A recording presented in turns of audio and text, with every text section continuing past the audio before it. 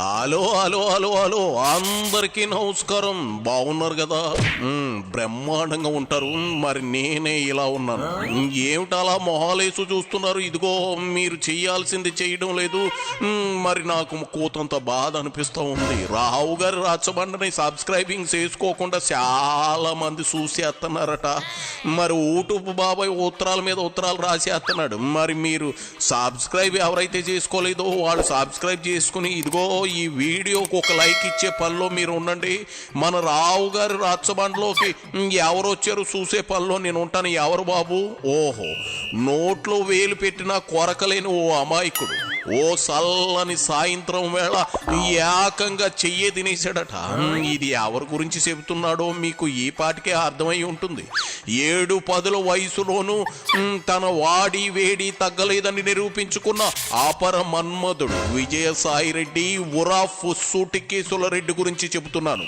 ఓ వైపు చేయకూడని చెత్త పనులు చేసి ఇదేంటి అని అడిగినందుకు రివర్స్ టెండరింగ్ చేస్తా ఉన్నాడు. ఇదిగో ముసలి గుంటనక్క.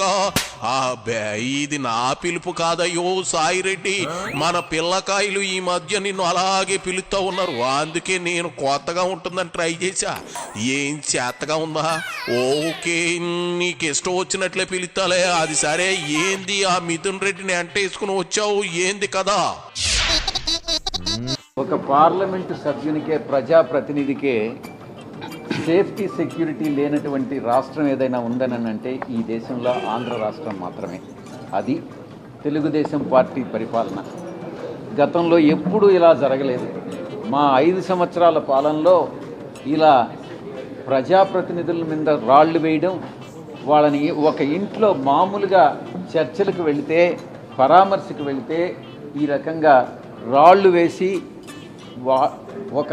ఒక గ్రూపుగా ఒక 400-500 మంది వచ్చి అటాక్ చేయడం అన్నటువంటిది గతంలో ఏ రోజు జరగల.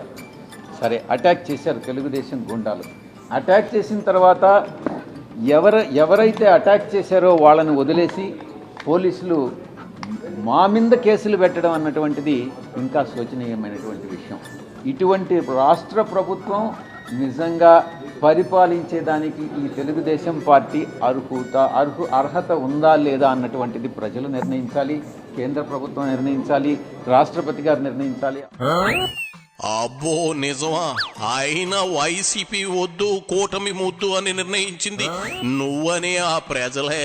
ఇప్పుడు ఎన్డీఏ అధినేతగా ఉన్న ప్రధాని గారు ఆ కుర్చీలో కూర్చుంది కూడా మన ఏపీ ఎంపీల వాళ్ళే. ముందు అది గుర్తెట్టేసుకుని శకును మామ ఏంటి శాంతించినట్లేనా? వాంతులు అవి తగ్గాయా? పుల్లటి మామిడికాయలు నిమ్మకాయలు కొరికించు. నీకు ఇవన్నీ చెప్పాల్సిన పని లేదులే. దాంట్లో నువ్వు సిద్ధాస్తుడు అని ఈ మధ్యగా అందరికీ తెలిసిపోయింది. ఇంతేనా? ఇంకా ఏమైనా చెప్పేది ఉందా? అందుకే వైఎస్ఆర్ కాంగ్రెస్ పార్టీ ఈరోజు రాష్ట్రంలో రాష్ట్రపతి పాలన విధించాలి అన్నటువంటి విషయాన్ని మేము డిమాండ్ చేయడం జరిగింది. ఒక్క రాష్ట్రంలో ఈ 45 రోజుల పరిపాలనలో తీసుకుంటే మొత్తం 490 ప్రభుత్వ భవనాలు, 560 ప్రైవేట్ ప్రాపర్టీసు అటాక్ చేశారు. 1050 అస్సాల్ట్స్ జరిగాయి. 31 మర్డర్లు జరిగాయి. మీరందరూ చూసింటారు రషీద్ని ఎలా మర్డర్ చేశారు అన్నటువంటిది. ఊచకోత కోశారు.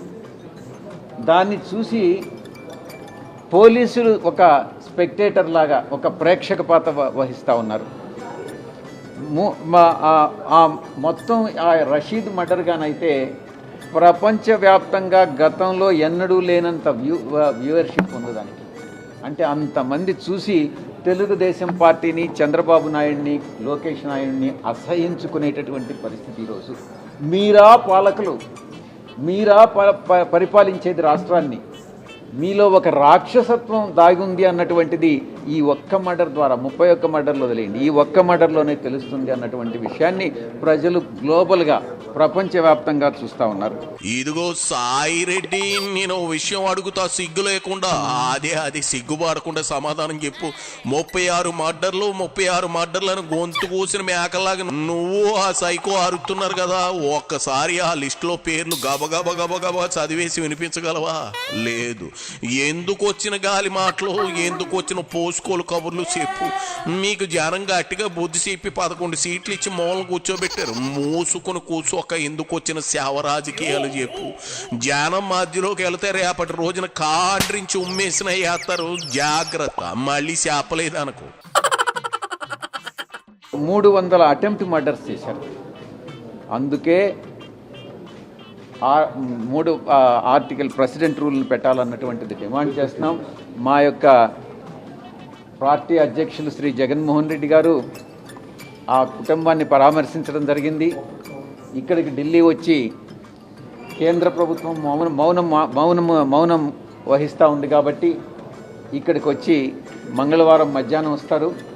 వచ్చి బుధవారం నాడు మొత్తం ఏం జరిగింది రాష్ట్రంలో ఈ 45 రోజుల్లో అన్నటువంటిది ఒక ఫోటోల రూపంలో, వీడియోల రూపంలో ప్రదర్శన ఏర్పాటు చేయడం జరుగుతుంది.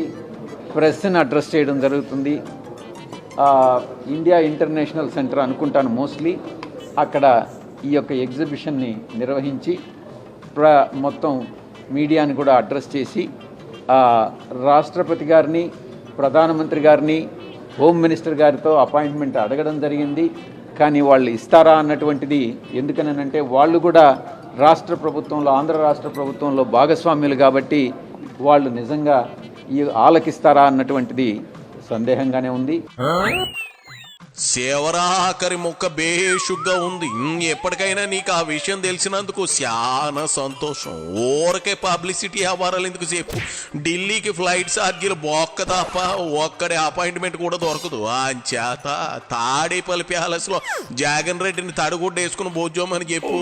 నువ్వు ప్రశాంతంగా విశాఖలో శిలకొట్టులు కొట్టుకో. ఏంది బోధపడిందా? ప్రజల పట్ల మాకున్నటువంటి చిత్తశుద్ధి, గతంలో మేము అందించినటువంటి సుపరిపాలన, ఇవన్నిటినీ దృష్టిలో పెట్టుకుని వారి దృష్టికి తీసుకెళ్లాలని అపాయింట్మెంట్స్ అడగడం జరిగింది. తప్పకుండా వైఎస్ఆర్ కాంగ్రెస్ పార్టీ ప్రజల కోసం పోరాడుతుంది.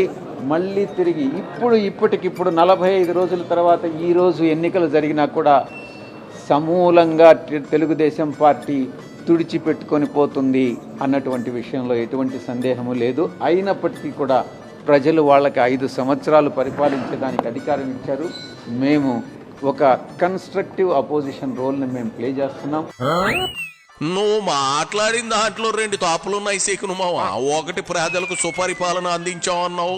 నువ్వు శాంతితో సుఖ సంసారం చేసినంత మాత్రాన సుపరిపాలన అనుకుంటే ఎట్ట?